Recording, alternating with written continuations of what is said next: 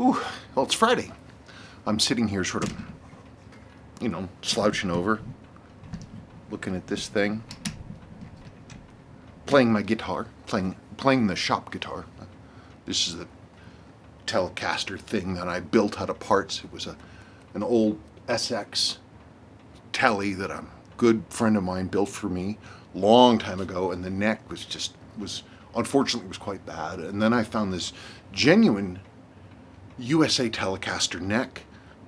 Somebody was selling it, and I put the two together, and I put on a floating Bigsby bridge, Fender branded, the real deal.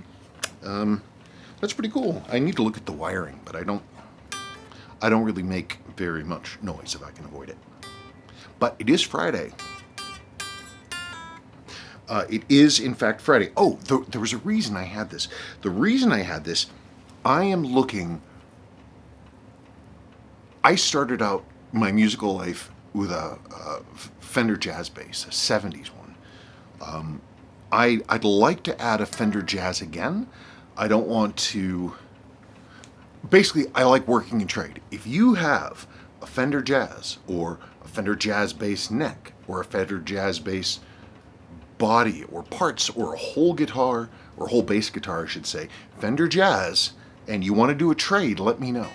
Because I'm interested in...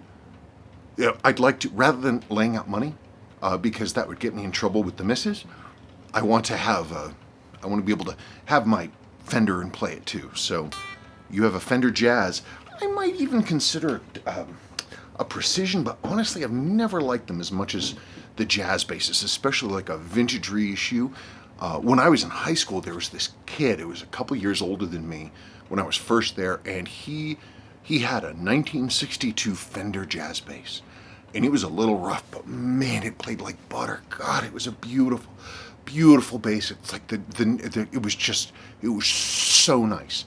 And this idiot with his like giant head full of poodle hair decided, this was like in 1982 or 83 or something, that his beautiful 62 Fender bass, what it really needed was to have the body chopped apart so he could install a keyboard in it. So that was the end of that one. I wonder whatever happened to that guy. Anyway, you got a Fender bass? Let me know. Dudes, it's Friday. Ooh. So I've been on a super, super big, like, 70s metal cock rock thing. So I've been listening to Freebird a lot, which reminds me of the movies about the Vietnam War. So I'm wearing my Mac V SOG 6619 81 8060 8050. I don't know, whatever the hell this thing is, on the original Old Man Band that the dude wore it on. Isn't that beautiful? These, I think, of the Mac V SOGs, these are my favorite. I think they have the best overall movement, and I think they're the most reliable, and they have a solid stainless case, and they're where it's at. They have hacking. Of them, I think they're the best. But we also have a special guest. Yes, it's me. It is. God, I sound like Sadie. You do? Mm-hmm. Okay, I was probably wearing this the last time. It's my watch. This is a 6105 6000. What? What's with the... There we go. Oh, wait, now my hand is in it. No, it's that light. Is it? Oh, well. I don't know. Well, anyway, it's a 6105, I believe, 6000. It's from June 1968, and it has the movement. This watch I've had for ever and ever and ever and ever. I got this in a junk watch lot, weirdly enough, with the first Mac V SOG watch I ever owned. And this watch came in that. Well, I saw it and I liked it and I've had it forever. Oh, this thing is like so like tuned up under the hood. It's such a monster. And it's from 68, right? June 68. Oh, it's my favorite vintage. I know. It's my birth month watch. Same as your 6105 8000. Your slim case diver. Well. Alrighty, well that's the end of that story. It's a lovely watch. I'm trying to break myself of the... I never thought that it would be a problem for me to wear one watch, but I've been just wearing one watch, and so I'm trying to break it. I don't know, listening to a lot of 70s, glorious cock rock, and thinking about that era, so there it is. First comment. This is from an individual on the last video who didn't read my disclaimer that I don't edit my stuff and was like, why don't you edit your videos before you post them, grow up? My only question is it typical, normal, and acceptable for adults to go online and tell strangers they don't know to grow up? And if someone does that, who needs to be doing the growing up? Dude, I don't edit. I don't care. It's not my problem. I mean, I have a lot of stuff going on, and I'm the only one here to do this. And I like making the videos, but editing is really time consuming, and I don't have a lot of time. So that's one reason. I don't want to have, like, just random crowd, like a 24-hour live stream of, me playing video games or something, but there's always a cost-benefit analysis. Like, okay, this is going to take me X amount of time to do this, and I have stuff I need to do. So it is what it is.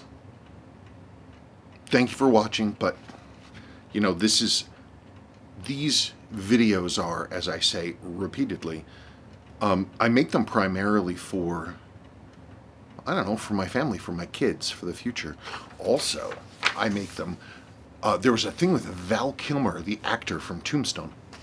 He lost his voice to throat cancer a good number of years ago, and so he can't speak. But there's new technology that with about 3 hours of recorded audio of the original voice and about 24 hours processing, it can recreate not just the sound of one's original voice, but the AI will understand the inflections and the natural speech patterns of the person. So, I mean, that could in theory be done for me. And in the years to come down the line, maybe AI will be able to reconstruct a thumbnail sketch of my personality. And then I'm back, baby. Except I'll be silicon based. In any case, Mr. Khan, it doesn't hurt to be patient and kind. There isn't enough kindness in the world, so maybe now's the time. Chrono Craze. Glad to catch another mail call. I'm glad you caught it. Thanks for answering my last question. I find that using a timegrapher is only good to get a baseline reading of the watch, how it is supposed to perform, but that is only in static position. Yes? Being that the watch is going to be in motion in all sorts of positions while on the wrist, reading off the timegrapher is sort of a moot point, don't you think? No, I don't actually. The main point of a timegrapher, for me, it's not just about accuracy. Everybody's like, I want to make sure my watch is accurate. Well, you can't make an accurate watch without a truly accurate watch without amplitude. And that's the number one thing that I need a haircut. That's really the prime reason that timegraphers are an irreplaceable tool, and that because if I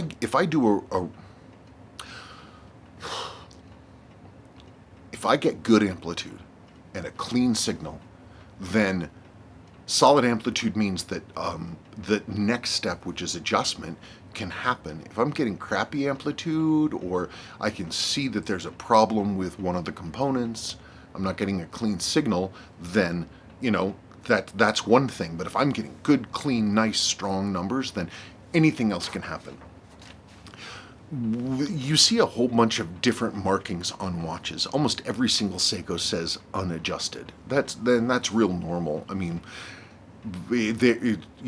to manually adjust a watch to do any kind of a temperature correction or adjustment, in what you do is you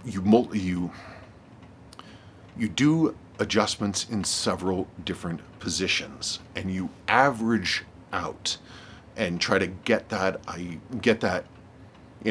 sort of shoot. Yeah, you're shooting in the dark. Yes. I mean, I tell people I can't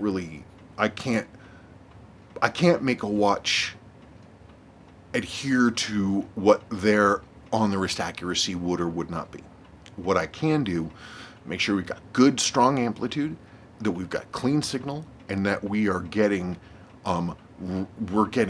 very close values in multiple positions, especially dial up and dial down. Pendant, I don't do quite as much, but it's been quite a long time, many years, since somebody said, "Hey, man, this thing is losing a lot of time or gaining a lot of time." And I'm not saying that to say, "Oh, I'm amazing and every watch I touch is incredible." It's just that if there's problems, nobody's told me. And my practice is always the same: go for, the best possible amplitude numbers that I can get without going overboard. Because if you get numbers that are too high, that's also bad. And then just making sure it's averaging out. And people so far seem to be happy. Time graphers are very important. But again, the point being, for me, the most important part is that amplitude, because there's no other way to truly assess the internal condition of a watch without taking it apart. The numbers don't lie. Amplitude is amplitude is amplitude. If you have crappy amplitude, then guess what? The watch needs service or repair. Ongoing, also with Chrono Craze. Let's see. I only use it when I regulate my watch. I know how much deviation I've been getting and adjust regulator to compensate. With a time grapher, I can see where it was and where it is after adjustment. Yes. Ultimately, to gauge true accuracy requires wrist time to see how it flows to your own personal body movement and rhythm. Yes, you're still going to get positional inaccuracies. I would say the true accuracy, I mean, is derived from the watch movement itself. The numbers should be consistent in multiple positions, and and if you get that done, it should follow as a result that wrist time is okay. Continuing. I use 2 apps to record my accuracy, and that should reflect the true accuracy of the watch. FYI, why I use 2 different timekeeping apps to get independent readings and cross-verify. Additionally, I find my watches tend to maintain certain consistency when worn more versus leaving static in a watch box or just on some tabletop surface. As such, I wear my watch nearly all the time, even to bed, save that of in the shower. Okay, I get it. I understand. I've never used a timekeeping app. What I'll typically do if I'm wearing a watch, there are watches that I have that are quite accurate, but I just use internet time. Internet time, like on my iPhone, takes its cue from the international date time towers. Beep, and they're just north of town here. Those are the ones that, all the times in the world kind of sync to this thing. It's one of the things. So I go, if I want to know how a watch is doing and I'm wearing it, I'll just go on the day that I start wearing it, and in the morning when I set it to the second, as much as possible, unless it's not hacking. In which case I will sort of make a mental note and hope that I remember. But then the next time I think of it, if I'm still wearing the watch, if it comes to mind, God, it must be hot out. If it comes to mind, and then when I'm swapping out, I'll look at the computer or the phone and say, okay, well, it gained 12 seconds or it lost 13 seconds or whatever it is. It's usually about like that. It's not a lot. To get a watch even that tight is, that's not real easy. And when I see those kinds of numbers where it's like, I'm getting accuracy where maybe a watch is gaining some seconds during the day or losing, or it's getting a little variable, unless it's truly excessive, that will if I'm seeing it's losing 20 and 30 seconds a day, that's a problem for me. Even though that's within specs, that's well within specs, but I know we can do better. And how I do better is I put it on the time grapher and I look at the amplitude and I say, okay, well, either the amplitude's good, in which case I adjust it, or the amplitude has a problem, in which case I ascertain why I'm getting low power numbers. That's how I do it. But I try not to freak out too much about accuracy. The only watch I have that I'm really I want this to be accurate is the Rolex, simply because it's, their chronometer grade in theory, even though it's old school. But, it's not the end of the world. It's not the end of the world. My 6105 8110, that thing, man, it's so accurate. A couple seconds a day. Really, really tight. And I don't think I've ever adjusted it. I serviced it and I built it for myself and I adjusted it as I normally do on the timegrapher, and I couple three positions, and I made sure it had good amplitude and was giving me flat, clean output in dial up and down, and it's quite accurate. So, but yes, everybody's wrist is different. Rick, good to see you again, Spencer, and good to see a question from you, Rick.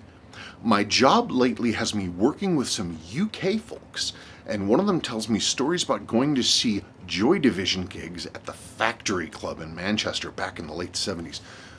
God, can you imagine? I'm a massive Joy Division and New Order fan, so that just kills me. Hey man, me too.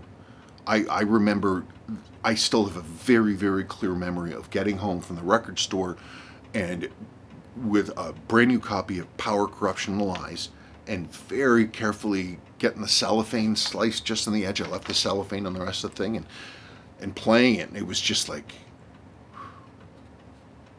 life-changing. Can you imagine being there and not knowing that you're like in the middle of this like amazing happening? Anyway, I can buy a watch out of envy, but I can't see a gig from a band that no longer exists. Experiences are way more valuable than things. Yeah, it's absolutely true. You know, there are things that I've seen that simply don't exist anymore, and that's kind of fun, man. I mean, a lot of people haven't seen it, but dude, I saw East Germany. I went through their like customs fees and all this stuff. Like I was in the Berlin the zoo station with all glass. And in those days, that was controlled by the East Germans, and they were, I'd never seen fully uniformed, fully armed guards, like, just filling a train station. They were on catwalks, because the Berlin Zoo station, the zoo station, it's glass, and it had walkways around the top. Maybe it does still, but then you had the East German guards were up there with machine guns in their full uniforms, and it was like, it was pretty trippy. And it's interesting to me that I can describe it, but nobody else will ever see it again. Nobody will ever see that again. And when, at some point, there will be no living memory of what East Germany looked like, but I saw it. Other things, what other? I've seen some cool stuff that simply does not exist anymore. As for bands, I would have loved to have gone to Manchester and seen that. I saw Pixies playing under a fake name in San Francisco. They were playing. Well, it wasn't Pixies. It was Breeders, but they were playing under the name of the Hags in a tiny little bar. Trying to think of anything else. In San Francisco days, you used to see all kinds of bands, and they played just like local things. You know, Nirvana, playing at the Armadillo, which was a tiny bar. Okay. Human Factor. Awesome review, Spencer. I really love the old Seiko chronographs, e.g. Speed Timer, Bullheads, etc. One day, I hope they can make a more affordable, less than $1,200 reissue of the Speed Timer, whichever one you're talking about. I doubt that will ever happen, but I'm prepared to buy one if it does. Now, this is a question. There's no doubt that Seiko could do it. They could fully resurrect one of their old movements. They've already did it. The 4S15 is a resurrection of the 5200, I think. And they literally restarted that entire line. Like it's the same movement. And Seiko could absolutely do it. Man, they could absolutely do it. They could bring it back, no problem. The problem is they bring back a 6139 or 6138.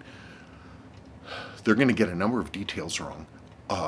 Most importantly, the price point. I can't even imagine how much they would charge for a new 6138. And the problem is it's kind of like, it's like if they went through and did that, people would be like, well, why don't I just buy an original, because the remakes are so expensive. It's the same thing. There was a company in the 70s. I'm going on kind of a digression here. But, Luger pistols, the P08 Lugers, with the little with the knee thing, bang, World War One, World War Two firearm, 9mm. They were super crazy over designed, beautifully made, solid machine out of dropped forge, high quality steel. There were like almost no stampings in them. Every single part was serial numbered to the rest of the gun, and the Germans were just, they kept making them right up until they were right up until they lost the war. In the 70s, was it in the 70s? There was, I think, an American company that got all the tooling to make them from, I believe, a Swiss line that also produced Lugers. And they were making these things in the 70s, and they were selling them. They were beautifully done, and they were hideously expensive. But the problem was that whole thing failed because you could go down to your local gun store and get a Luger for not a ton of money. So why would you buy a new one? You can go just get an original. And for that reason, it failed. And I think the same thing would happen with the 6139, unless they produced a metric ton of them, or many metric tons of them, and it sold for volume rather than price point. Michael Logico.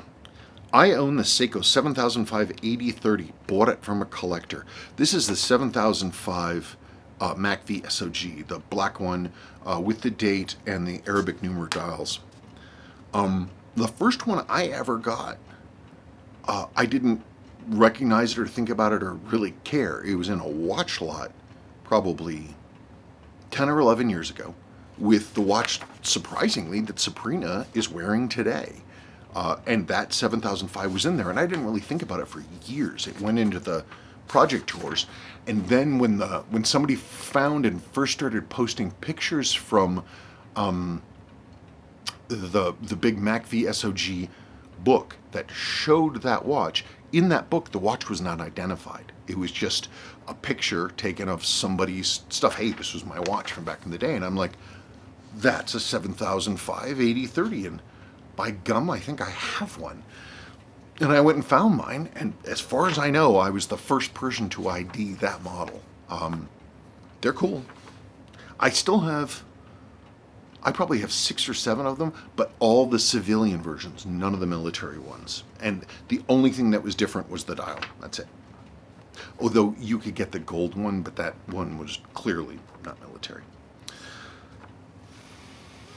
Jeff Talley. This was a comment about on one of the recent 6138 videos. I've watched you tear down and rebuild several chronos over the past year as an amateur hobbyist, just like me. I'm scared to death to even try to do it. Gotta start somewhere, buddy. Your knowledge and years of craftsmanship, it's second nature for you. I remember the first time I looked inside a watch closely with tools in my hands, preparing to look at it. It was a 7005. It was a poor man's 62 MAS, so a 7005 movement. And I know now how simple they are, but boy, looking at that thing, it was terrifying. The screws were the size of a tiny little flake of pepper. But you start doing it and you get through. The key is to not start on a chronograph. The key is to start on something super simple, like a 7005 or a 7006 or a 7009, or one of the 7S26s, something like that, and you get a number of them, or even better yet, get one that's just dead. Because if it's dead, one, it's worth nothing. Two, it's already dead. How much worse can things get for it? And you might succeed to bringing it back, and then you keep doing that kind of work. You keep going through the same kind of movement, and you want to do it over and over and over and over and over again. Different watches, and you do it to the point that you're just so familiar with it that your mind then will start to naturally when it will start to naturally ignore stuff that's normal. Like, you just won't even look at it because it is the way that it is, and it's the way it's supposed to be, and you ignore it.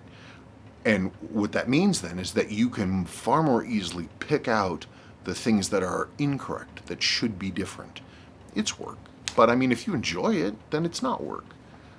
you follow the servicing guides, and you do this, and what will happen, you will eventually gain a basic understanding of horology. You'll have a good grounding in the basics, and that will be a virtual key to unlock the door to doing more. I remember the first time I saw a 6139 chronograph, and I was like, I'm nuts. They were cheap in those days, so I was able to get a few and look at them, dead movements, and that's what I did. And all I did is I rebuilt 160, 139 a day for a month. Sometimes I would go back and revisit the earlier ones as I got better, and you just do it again and again and again. Like I'm playing guitar. I never learned to play guitar. I was a bass player, but I've just been putting in my time every day, playing guitar upstairs and downstairs, and it's getting to the point that I'm like even surprising myself with the things that I know. Things that I didn't know that I had learned somehow are already in my head. So I will close by saying, because you say, at my age, I'll never possess that knowledge. A dog that is too old to learn a new trick has always been too old to learn a new trick. You can do it, buddy. Trust me. Thanks for making these videos. Well, you're welcome. Oh, that's why I was thinking about Mork and Mindy. This is one from Shazbot. Thank you so much for this.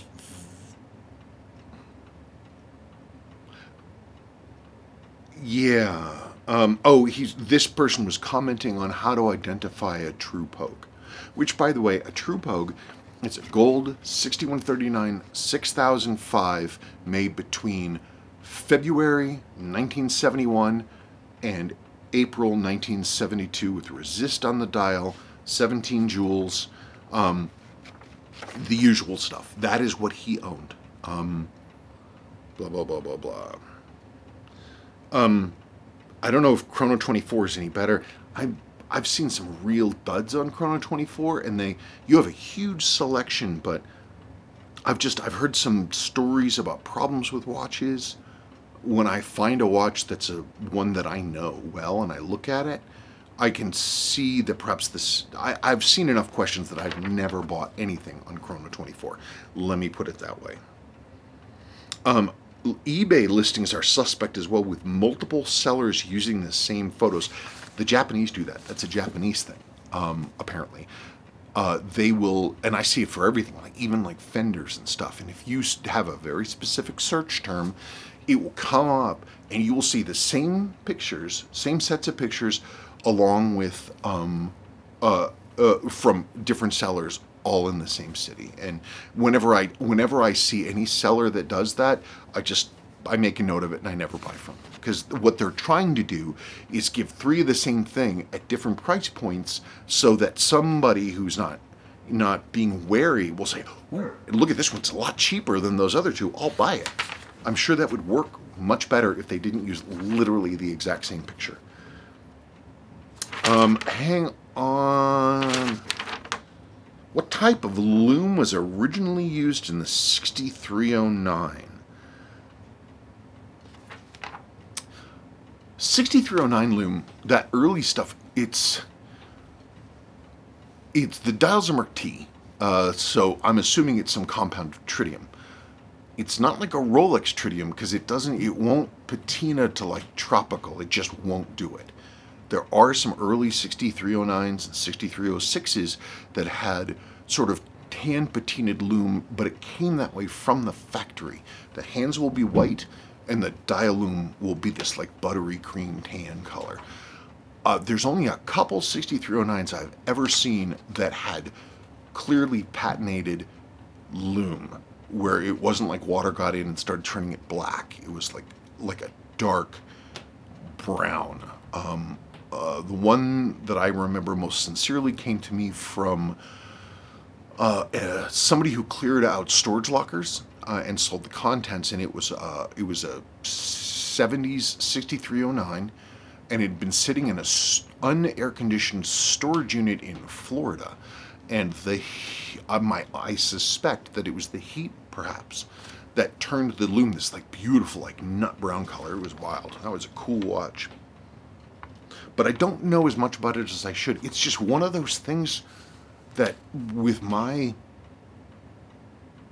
I rely on my memory, and with my ADHD, sometimes my memory's wrong. And there's certain subjects, mostly having to do with chemistry, that I can't make my brain lock in on them. And so I have a vague idea of what this stuff might be, but I don't really think about it that much.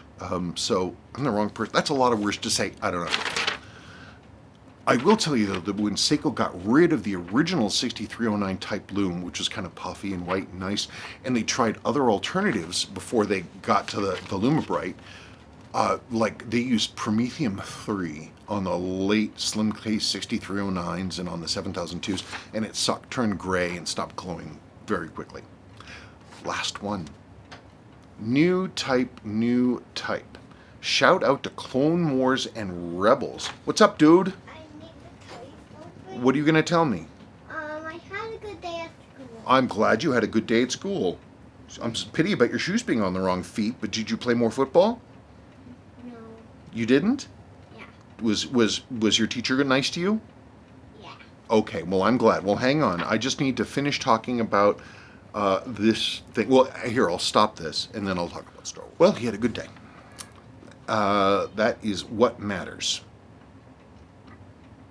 Shout out to Clone Wars and Rebels. Definitely worth the time and investment. As you say, I've converted many diehards. It's just, I heard about, the Clone Wars. Not the 2003 Gendy Tartakovsky guy. I'm talking about the later, the Clone Wars. It's, the first episodes are kind of out of order a little bit, but it wasn't deliberate. It was just kind of a screw up, I guess. So what you want to do is you can find a viewing guide. There's a bunch of different viewing guides. One of them is like, these are the core episodes, the best episodes of Clone Wars. This stuff is all fillers.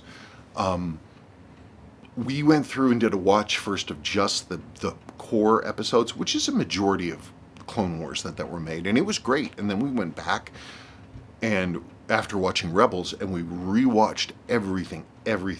There are not a lot, but there are a fair amount of kind of lame videos that involve Jar Jar Binks. It's not terrible, but it's like Padme's always running off and doing her Nancy Drew investigation thing and she always seems to have Jar Jar in tow for whatever reason.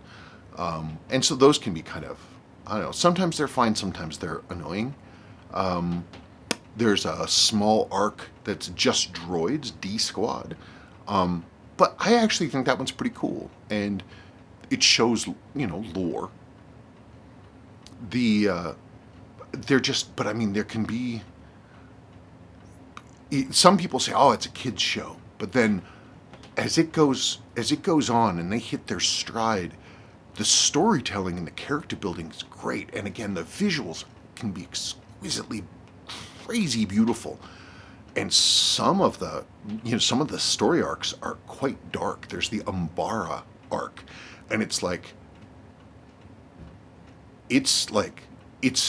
disturbing in a lot of ways, just in terms of who do you believe and who do you trust and what's going on and what is the meaning of, what are we fighting for and that kind of stuff. It's, the Clone Wars. There was supposed to be a lot more, but it got canceled.